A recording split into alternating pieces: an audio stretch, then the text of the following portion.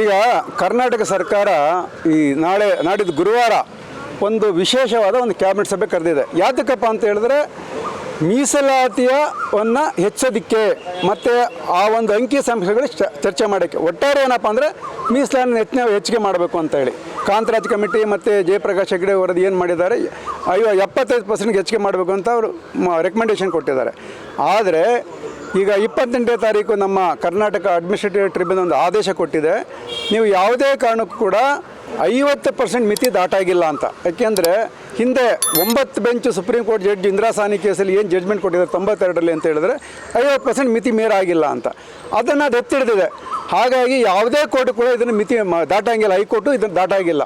ಹಾಗಾಗಿ 50%ಗಿಂತ ನೀವು ರಿಸರ್ವೇಷನ್ ಕೊಡೋಂಗಿಲ್ಲ. ಅಂಥ ಸಮಯದಲ್ಲಿ ನೀವು ಇರೋ 56% 6% ಕಿತ್ತಾಕಬೇಕು, ಕಡಿಮೆ ಮಾಡಬೇಕು. ಮೊದಲು ಸರ್ಕಾರ ಈ 6% ಕಡಿಮೆ ಮಾಡಿ ರಿಸರ್ವೇಷನ್ ನಿಗದಿ ಮಾಡಿ, ನಂತರ ಬೇಕಾದ್ರೆ ಕಾಂತರಾಜ್ ವರದಿ ಚರ್ಚೆ ಮಾಡ್ತಿರೋ JP ಹೆಗಡೆ ಚರ್ಚೆ ಅದು ಮಾಡಿ.